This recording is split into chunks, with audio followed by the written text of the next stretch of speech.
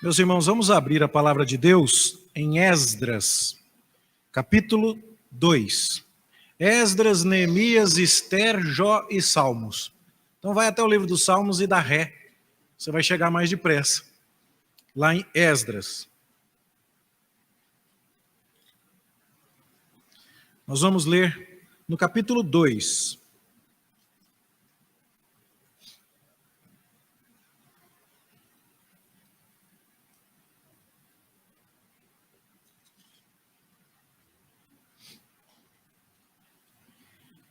Eu só quero que você passe os olhos na sua Bíblia para você ver que esse capítulo é uma lista de nomes. E só isso. Este capítulo é uma lista de nomes. E, normalmente, o que a gente faz quando a gente lê uma lista de nomes ou uma genealogia na Bíblia? O que a gente faz? A gente pula. Pois é. Só que, quando a gente para estudar uma lista de nomes, a gente percebe que ela não é neutra. Eu vou dar um exemplo para você. Se você descobre que um homem tem 4 filhos, um deles chama Melquisedeque, o outro chama Aminadab, o outro chama Zedequias, o que você conclui a respeito desse homem? Você fala, deve ser crente. Não é assim? Esses tempos atrás eu estava vendo um stand-up de comédia dirigido a professores. A minha esposa é professora. E então o professor brincava com relação aos nomes. Lá em São Paulo é um pouco comum isso, eu não sei ainda como é isso aqui em Goiânia. Mas se você vai a uma escola da periferia lá, os nomes são bastante sofisticados. É Scarlett Johansson, né? E aí ele dizia, olha, dependendo do nome, você fala isso aqui, né? Quanto mais rica for a pessoa, mais curto é o nome da criança. Então, o stand-up lá, o comediante dizia, agora o nome do rico é Tom, Tel. E ele falava, se for ficando mais rico, daqui a pouco o nome dele vai ser... Sabe? E aí, essa está sendo uma tendência. Os nomes de hoje em dia estão ficando cada vez menores, né? E quando você, então, olha uma lista como essa, tendo esse tipo de informação que te permita avaliar as coisas, você é capaz de tirar conclusões.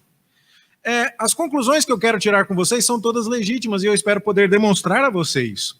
Mas para que a gente possa fazer isso, eu espero também resgatar com você o contexto. Qual é o contexto? Hoje pela manhã nós estávamos falando sobre o reino dividido, o reino do norte que caiu em idolatria muito rápido e acabou sendo destruído pelos assírios no ano 722 a.C. O reino de Israel simplesmente deixou de existir. Sobra o reino do sul, o reino de Judá, que também não obedece a Deus. E vai ser disciplinado por Deus através dos babilônicos, que no ano 586 a.C. vão destruir o templo que Salomão havia construído, vão levar os judeus para a Babilônia. Isso vai ser relatado no livro sobre as lamentações de Jeremias, quando Jeremias lamenta a destruição do templo. Nós vamos ver Ezequiel, um profeta que está no cativeiro. Vamos ver Daniel, que foi levado um pouco de tempo antes lá para a Babilônia e recusou-se contaminar-se com as iguarias do rei. E aí então você vai vendo que o povo se deslocou para a Babilônia.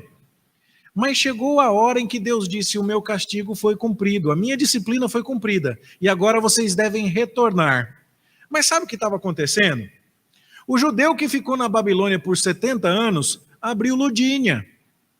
Está vendendo coisa agora na quitanda. E agora, quitanda aqui em Goiânia é salgadinho, né? De paulista. Então, na mercearia, é uma palavra talvez mais comum. Eu vou ter, de vez em quando, eu vou precisar da ajuda de vocês. Se vocês fizerem aquela cara meio estranha assim, falar isso que o pastor falou não faz sentido, eu vou percebendo, eu vou pela reação dos irmãos aqui. Mas o judeu lá na Babilônia, ele já havia se acomodado. E quando Deus fala, voltem, o povo pensa assim, não, aqui tá bom. E talvez você já tenha ouvido essa expressão, sai dela, povo meu. Deus dizendo assim, a Babilônia é o lugar da disciplina, não é o lugar da bênção. Não que disciplina não seja bênção em si, mas o povo tinha sido deslocado para a Babilônia para receber juízo. E agora ele deveria retornar a Canaã para receber a bênção. E como isso ia acontecer? Deus ia ordenar que Ciro, o imperador persa, tomando vitória sobre os babilônicos, vencendo os babilônicos, mandasse todo mundo de volta. Funcionava assim: Nabucodonosor, que destruiu Jerusalém, era um imperador do tipo, tudo para mim. E quando ele conquistou Jerusalém, ele falou, gostei disso, gostei daquilo, leva para a Babilônia. Então ele leva os utensílios do templo. Tanto é que o neto dele resolve dar um banquete, e Belsazar, o neto dele, usa os utensílios do templo, e aí Deus escreve com um dedo na parede. Lembra dessa história? Você foi pesado na balança e achado em falta. E é naquela noite que o neto de Nabucodonosor usa os utensílios do templo para fazer uma festa, que Deus diz, chega, agora eu vou disciplinar a Babilônia. E os persas, comandados por Ciro, tomam conta agora do mundo, são um império mais poderoso. Ciro já era diferente. Se os babilônicos diziam, vamos levar tudo que tem de bom aqui para a Babilônia, Ciro olhou e falou assim, esse negócio não deu certo. Nabucodonosor trouxe os utensílios do templo para a Babilônia, o neto dele deu um banquete e bebeu nos copos que eram do templo de Jerusalém, e o Deus de Jerusalém ficou nervoso e entregou os babilônicos na minha mão. É melhor não desagradar o Deus de Jerusalém. E então o que Ciro faz? Ele diz aos judeus, vocês podem voltar, está aqui todos os tesouros de vocês, voltem para lá e orem por mim. Você conhece o crente 6 horas? Crente 6 horas é aquele que não vai na reunião de oração, mas quando encontra com alguém que está indo, fala, 6 horas por mim?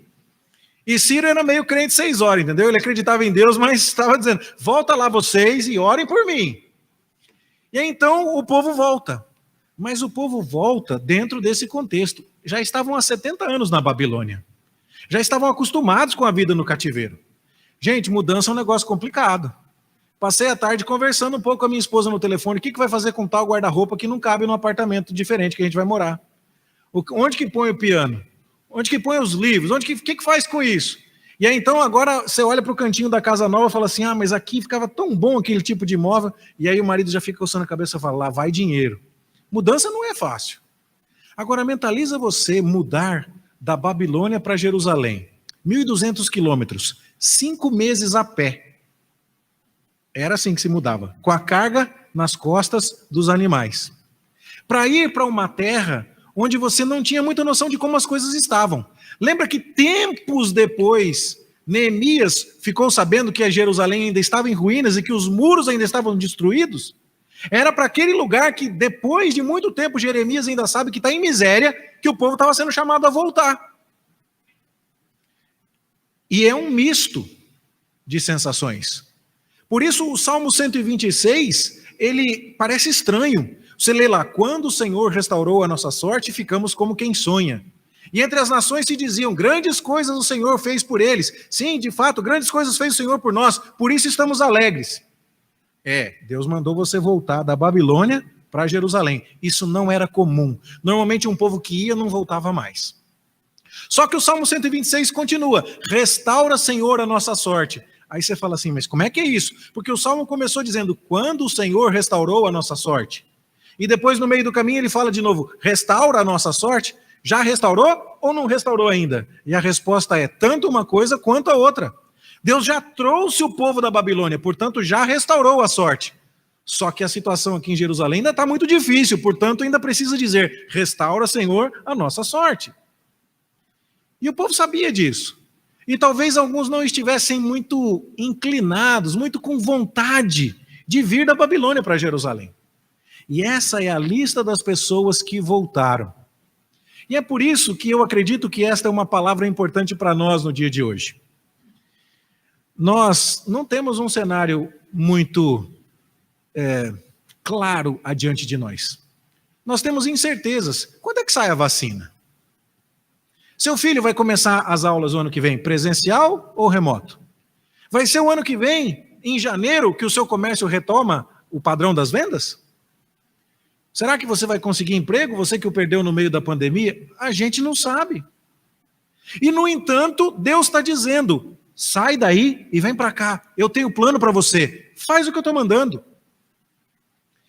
E era uma exigência de Deus que demandava fé e obediência dos israelitas, ou melhor, dos judeus aqui, né? Eram os descendentes do reino de Judá, a quem Deus se dirigia. Saiam daí e voltem para Jerusalém. O meu plano para vocês é que é o melhor. Era um passo de fé muito importante. Era muito necessário crer em Deus para poder ter a disposição de deixar a vida resolvida na Babilônia para começar uma nova vida completamente diferente em Jerusalém. E eles vieram. E por que eles vieram? E sobre isso eu queria pensar com vocês aqui. Eles vieram dominados por uma paixão. E a lista de Esdras, no verso 36 do capítulo 2, que você pode acompanhar ali se quiser também, está dizendo assim: os sacerdotes, os filhos de Jedaías, da casa de Jesua, 973. Os filhos de Imer, 1052. Os filhos de Pazur, 1247. Os filhos de Arim, 1017. Total, 4.289 sacerdotes. Quando você vai ver quantas pessoas voltaram ao todo, lideradas aqui, neste primeiro momento, por Zorobabel, que era o herdeiro, o príncipe herdeiro, você vai ver lá no verso 64, que toda esta congregação junta foi de 42.360 pessoas.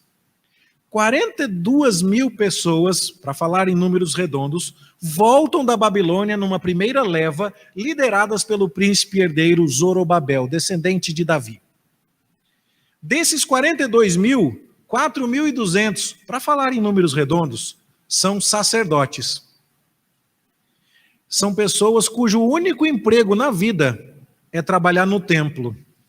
Mas cadê o templo mesmo? Ainda está destruído. E por que então tantos sacerdotes voltaram? É por causa do anseio de terem um lugar para servir a Deus.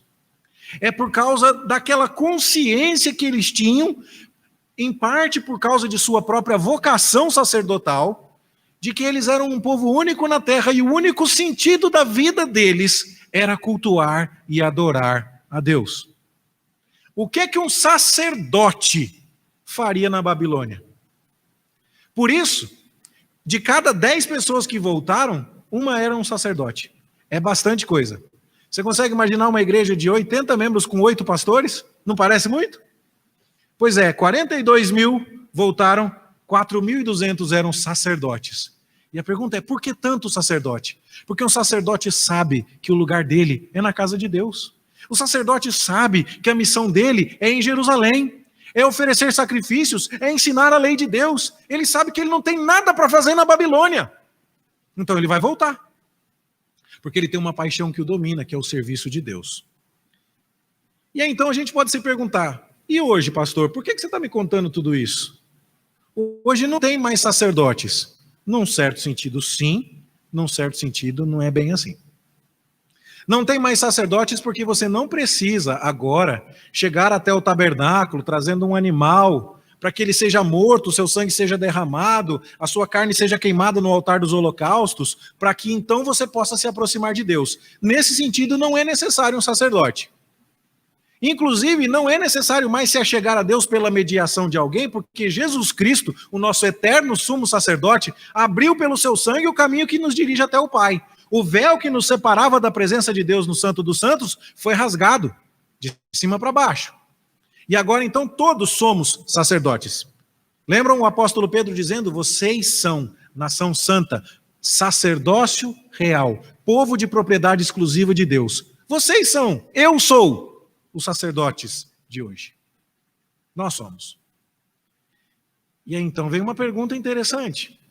Se nós somos os sacerdotes de hoje, nós estamos dominados pela mesma paixão de servir na casa de Deus, de ensinar as coisas de Deus, ao ponto de deixar para trás uma vida bem-sucedida na Babilônia e dizer assim, não me interessa a estabilidade da Babilônia, não me interessa a comodidade da Babilônia, existe uma causa de Deus chamando por mim, Deus está me convidando a viver para o seu serviço, e é para lá que eu vou. Quantas e quantas vezes a gente escuta alguém dizendo assim, essa coisa de Deus, essa coisa de igreja é importante, mas eu tenho lá os meus planos. Sacerdotes não pensam assim. Sacerdotes verdadeiros estão dizendo, o Senhor está me chamando para servi-lo.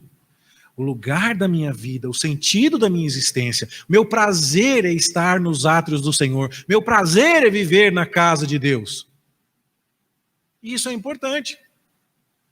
Nós deveríamos estar dominados por uma paixão. Essa paixão que aparece nas estatísticas dessa genealogia. Pessoas que entendiam que o sentido de sua vida era o culto a Deus. A gente fala isso. Qual que é a pergunta número 1 do Catecismo Maior de Westminster? Qual é o fim principal do homem? Qual é a resposta? Glorificar a Deus e gozá-lo para sempre. Glorificar a Deus tem a ver com adoração. Gozá-lo tem a ver com desfrutar, com curtir Deus. O nosso prazer é Deus.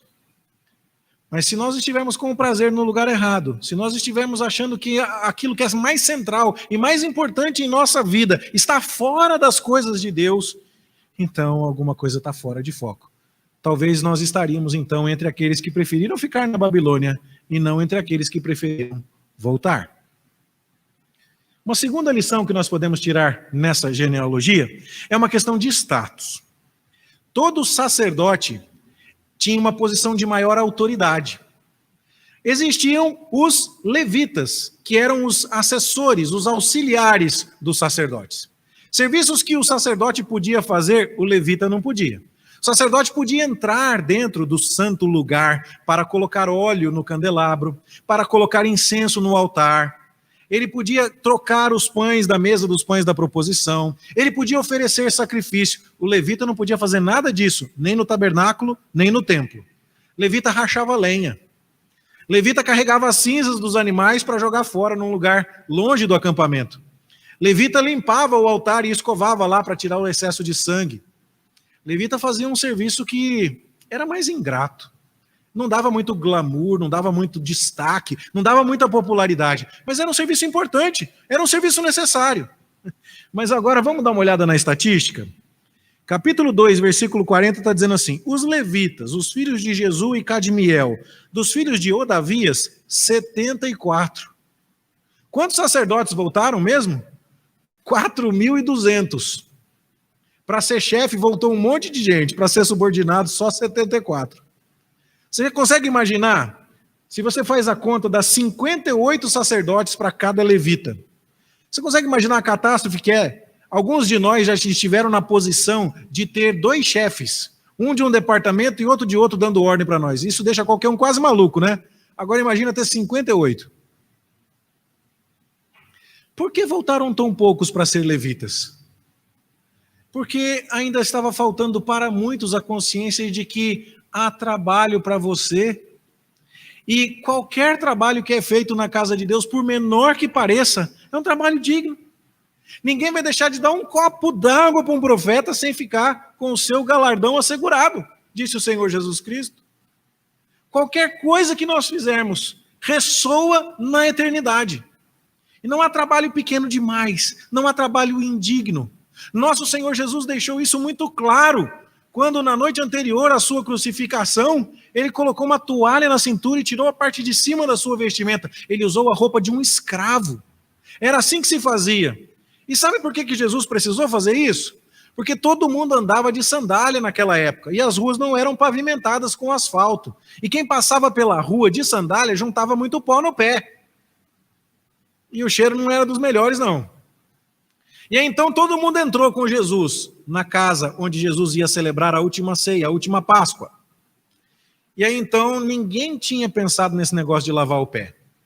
E aí ficou um olhando para o outro e o outro olhando para um, e fizeram um pacto silencioso. Eu não lavo meu pé, você não lava o seu, fica todo mundo quieto, vamos ficar cada um na sua. E Jesus fala assim, não. Se eu sou o Senhor e o Mestre e eu estou fazendo isso, vocês têm que me imitar. Não existe trabalho indigno. Pois veja então, os sacerdotes estão voltando porque eles entendem a importância de servir a Deus e eles entendem que a vida não faz sentido se Deus não for o centro. Mas estes levitas que estão voltando, e não são muitos, eles estão voltando naquela consciência de que não existe trabalho indigno. E nós precisamos nos lembrar disso. É muito comum hoje em dia a ideia de que levita é músico, né? Alguns dos levitas tocavam instrumentos musicais, outros não. Outros rachavam lenha mesmo. Mas para ser levita, para tocar música, e eu falo isso porque fui eu que toquei os hinos agora há pouquinho, né? Às vezes aparece mais gente. Mas nada contra músico, viu? Eu gosto dos músicos, eles são gente boa. Mas quando chega na hora de rachar lenha na igreja, não tem tanta gente. E aí essa figurinha dos calvinistas da zoeira fala assim, esse é o momento que você não vê um levita sequer na hora de bater laje na igreja. Os levitas desaparecem. Irmãos, o trabalho de Deus está nos chamando. Nós que somos a nação santa, o sacerdócio real. É um trabalho digno. Há riscos envolvidos? Claro. Há renúncia envolvida? Claro. Há trabalhos pesados envolvidos? Claro. Mas nós somos tirados do mundo e transportados para o reino do Filho do seu amor. Saímos da Babilônia e estamos retornando a Canaã. E estamos sendo chamados a servir com alegria e a fazer até mesmo as menores tarefas no serviço do rei. Um terceiro ponto que pode ser tirado aqui é sobre a providência que deve nos conduzir. Isso aqui eu não descobriria de maneira alguma se não fosse a ajuda dos comentaristas a quem eu consultei. Eles nos fazem uma análise dos nomes. E eles falam ali sobre os servidores do templo, que estão listados nos versos 43 a 54. Você deve ver aí na sua Bíblia que o verso 43 começa: os servidores do templo, os filhos de Zia, os filhos de Azufa, de Tabaote, e assim vai, Queros. Mas você consegue imaginar que Queros não é um nome que parece muito judeu? Nome de judeu costuma ter Ia ou El, porque Ia é de Iavé, de Jeová, e El é de Elohim, de Deus, os nomes hebraicos. Quando tem alguma coisa assim, você fala, esse é judeu. Mas Queros não parece nome de judeu, não é verdade? E não era nome de judeu. Os nomes dos servidores do templo e dos servos de Salomão, que estão listados do verso 43 até o verso 57, 392 servos de Salomão e servidores do templo, são nomes de estrangeiros em sua maioria. A estatística vai mostrar que, daqueles que serviam no templo, 68% dos nomes eram de pessoas estrangeiras, e daqueles que eram servos de Salomão, de 33% a 40% dos nomes eram de pessoas estrangeiras. Mas o que isso significa? Isso significa que quando o templo estava de pé em Jerusalém, e Davi estava um pouco antes disso, né, do templo estar em pé. Quando Davi estava conquistando os inimigos em redor, Davi escravizou muitas nações. Cuidado para você não fazer um julgamento precipitado de Davi, porque a servidão era diferente, os critérios eram diferentes. Mas gente de outros povos veio servir em Jerusalém. E Salomão fez a mesma coisa. E de repente houve muitas pessoas que, por conta de uma guerra perdida, de uma disputa perdida, estavam lá em Jerusalém, longe de suas casas, sim, longe de suas famílias, sim, mas trabalhando em Jerusalém. E ali eles fazem família, e de repente vem Nabucodonosor, séculos mais tarde, tira todo mundo dali e leva para a Babilônia. E por enquanto a gente não ouve nada desse pessoal. E de repente Deus disciplina a Babilônia e Ciro fala, vocês agora voltem. E quando chega a hora desse povo voltar, o nome desse pessoal que tinha sido escravo, agora é relacionado no rol do povo de Deus. E aí você diz assim, que coisa. Eles eram de outras nações, de outros povos, com outros nomes, e no meio dessas situações tão difíceis da vida, suas famílias foram destruídas, seus parentes foram mortos, guerras foram travadas, eles acabaram envolvidos numa trama que depois disso, quando eles se apercebem, eles já estão sendo contabilizados como povo de Deus e tendo o mesmo privilégio daqueles sacerdotes que voltam para adorar em Jerusalém. Significa que muitas vezes o caminho de Deus para nos conduzir até a bênção é um caminho tortuoso. José chegou a ser o segundo homem mais importante do mundo na época em que ele foi o assessor direto de Faraó e o governador do Egito. Mas como foi o caminho de José para lá? Como é que ele foi de Canaã até o Egito? Não foi de carruagem primeira classe, ele foi amarrado na parte de trás de uma carroça, numa caravana de midianitas. E como é que ele saiu da casa de Potifar para ir para a prisão do palácio de Faraó? Foi por causa de uma acusação injusta que a mulher de Potifar lhe fez. E por que ele ficou mofando lá embaixo na masmorra do palácio durante tantos anos até ser lembrado? Foi porque entre o copeiro e o padeiro de Faraó, o que lhe fez a promessa de que se lembraria dele, se esqueceu dele e ele foi ficando por lá. Mas quando chegou a hora, no tempo da providência de Deus, o Faraó manda chamar José e agora José é colocado naquela posição de homem. Isso também nos ensina aqui, portanto, que através de uma providência acidentada, Deus está traçando caminhos retos para o povo que Ele quer salvar. Nós, às vezes, costumamos reclamar que a estrada está esburacada, que o caminho está áspero. Mas a gente devia, na verdade, era se perguntar se nós estamos indo para o lugar certo. Um professor meu fez o seu mestrado numa cidade dos Estados Unidos e ia fazer o seu doutorado na cidade de Chicago, nos Estados Unidos. E lá nos Estados Unidos você não faz mudança que nem aqui, que você contrata o motorista do caminhão e o pessoal para carregar. Lá você aluga o caminhão e você dirige e você carrega o caminhão. E então ele alugou o caminhão e um irmão da igreja foi dirigindo o caminhão e ele foi no caminhão com o irmão da igreja e no carro de trás estava um diácono da igreja levando a família dele. E eles estão chegando em Chicago, horário de pico, aquela malha viária cheia de desvios, e o caminhão entra por um lugar e o diácono que está distraído passa reto. Lá em São Paulo, se você perde um cruzamento desse, é uns 40 minutos de atraso no horário de pico. Em Chicago parece que é pior.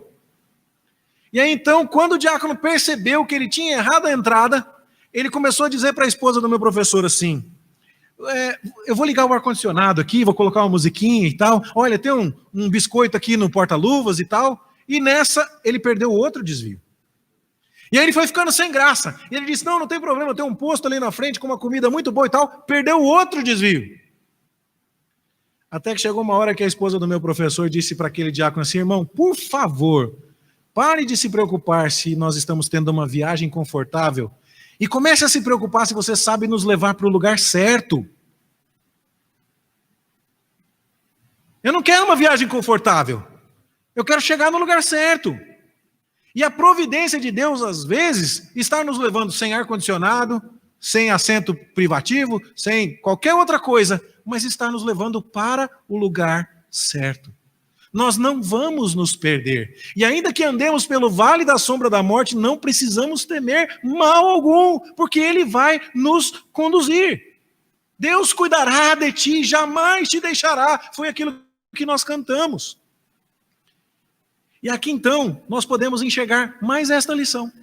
Gente que não era povo de Deus, agora está sendo contada no meio do povo de Deus. E a gente vai aprendendo o quê?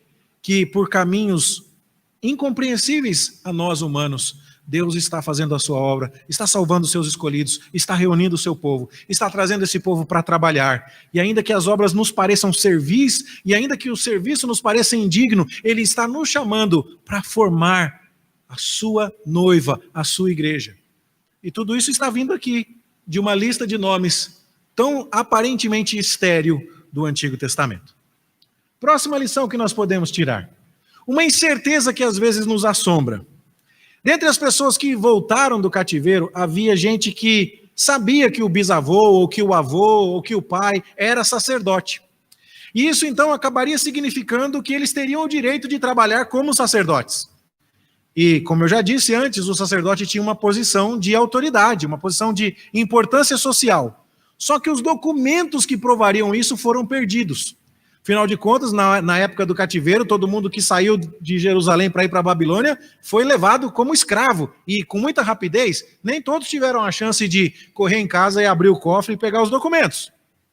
E tinha gente lá que era sacerdote e não podia provar. E aí, então, quando eles chegam em Jerusalém, o zelo das autoridades recomendava que, se ninguém pudesse provar que era sacerdote, que não fosse incluído entre os sacerdotes. Porque colocar no templo alguém que Deus não escolheu seria ofender a Deus. E aí, então, disseram, nós não estamos negando que vocês sejam sacerdotes. Nós não estamos duvidando de vocês, ou questionando a procedência de vocês. Mas o fato é que vocês não podem provar. Pairava uma dúvida sobre a identidade daquelas pessoas. E a pergunta é, se parava uma dúvida a respeito do sacerdócio daquelas pessoas, por que eles vieram mesmo assim? Por que eles não ficaram lá na Babilônia? Por que eles já não disseram assim, não quero saber, eu vou chegar lá em Jerusalém e não vão me deixar trabalhar como sacerdote mesmo? Então vou ficar por aqui. Por que eles não emburraram? E a questão é, sendo reconhecido ou não, estando em dúvida ou não, tendo as suas lutas ou não, o melhor lugar para você estar ainda é com o povo de Deus. Você já viu aquela pessoa que diz assim para você, eu estou na dúvida se eu vou na igreja ou se eu não vou, o que eu faço? A resposta tem que ser pronta, vai. Ah, mas eu não estou com vontade de ir, se eu for eu vou ser hipócrita. Se você não for, você vai ser desobediente. Se você for sem querer ir, você estará errando. Mas não é hipocrisia, não. Hipocrisia é quando você vai sem querer, chega lá e diz, que delícia. Aí é hipocrisia. Mas quando você vai sem querer, mas vai assim mesmo, você está cometendo só um erro, o erro de não querer ir. Mas quando você não vai porque não queria, você cometeu 2 erros. O erro de não ir e o erro de não querer ir. Então, quando alguém te perguntar, diz, cometa um erro só, vai. E sabe por que você tem que ir? Porque lá ainda é o melhor lugar. Será que as pessoas têm entendido que a casa de Deus é o melhor lugar? Meu professor faleceu recentemente, reverendo Jorge Alberto Canelhas, com quem eu aprendi muito. E ele conta a história do dia em que ele perdeu a paciência com um jovem rebelde da igreja. O jovem dava muito trabalho.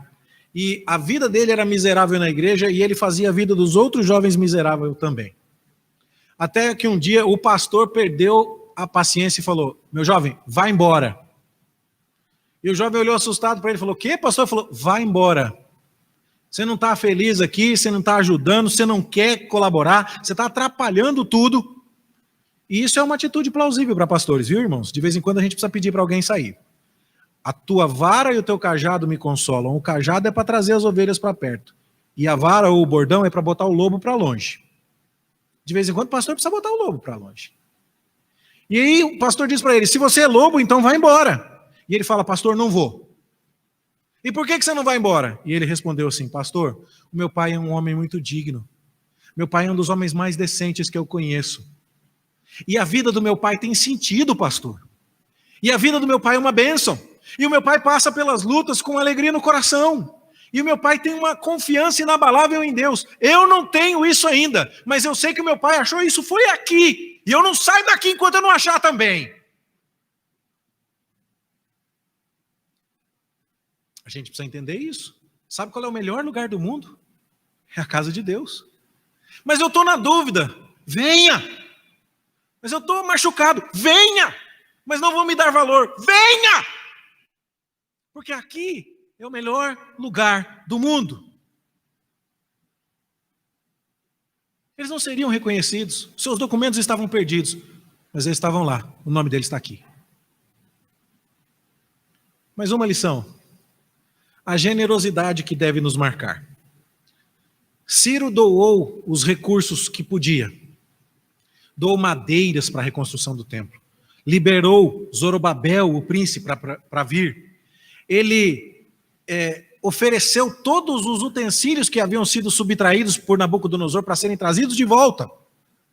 E os judeus que estão chegando são curiosamente ricos. Dentre a multidão que voltou, você percebe que das 42.360 pessoas, havia 7.337 servos.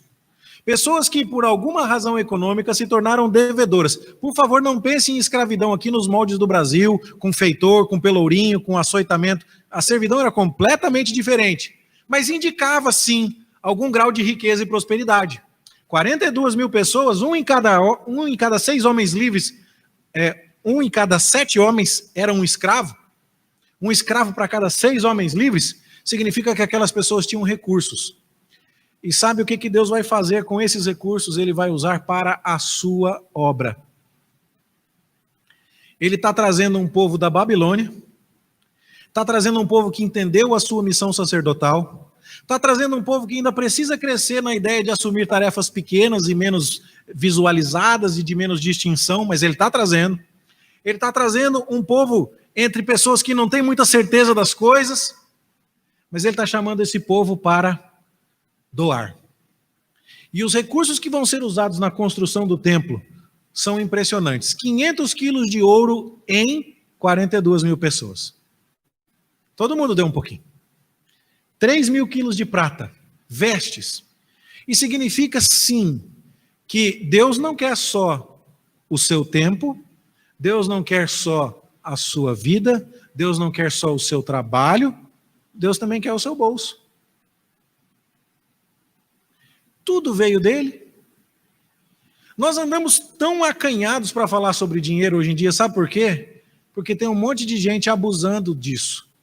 Tem um monte de gente explorando as pessoas, prometendo que se derem, Deus vai devolver necessariamente. Deus é fiel e não vai deixar faltar. Mas ele não prometeu que vai dar carro 0 quilômetro de marca importada para ninguém, em lugar nenhum na Bíblia. E por conta do abuso que tem acontecido lá fora, nós andamos acanhados a respeito de falar sobre dinheiro. Mas Deus é o dono de tudo.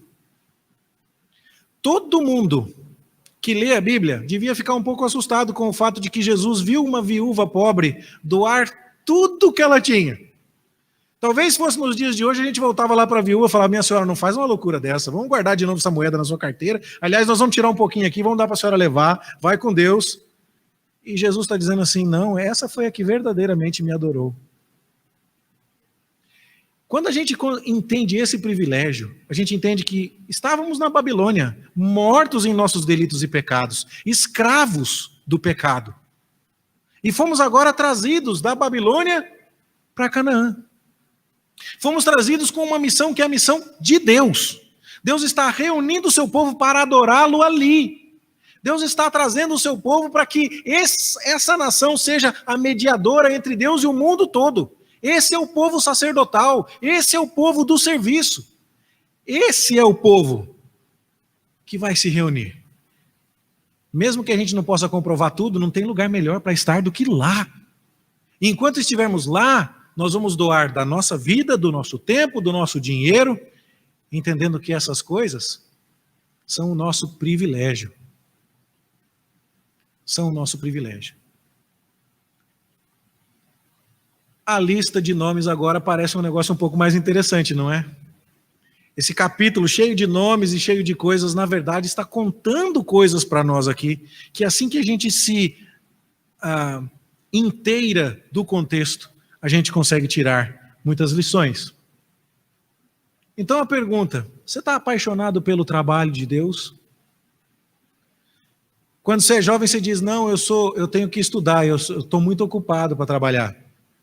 Quando você diz: então depois que os meus filhos se formarem, daí eu sirvo. Depois que isso, daí eu vou. Aí então quando chega a velhice, você fala: agora eu estou muito velho. Quando é o tempo para servir a Deus? É a vida toda. Se Deus não for o centro, se Ele não for o primeiro, se você não buscar em primeiro lugar o seu reino e a sua justiça, você está errando o foco. E essa é a definição por excelência de pecado. A palavra hebraica para pecado tem a ideia de errar o foco. E lá no presbitério, há 2 dias atrás, eu compartilhei uma frase que me balançou muito na semana retrasada. William Carey, um missionário inglês que foi até as Índias e foi um grande missionário, ele tem uma frase que diz assim: eu não tenho medo de fracassar. Eu só tenho medo de ter sucesso nas coisas erradas. Você consegue entender a profundidade dessa frase? Eu não tenho medo de fracassar, mas eu tenho medo de ter sucesso nas coisas erradas.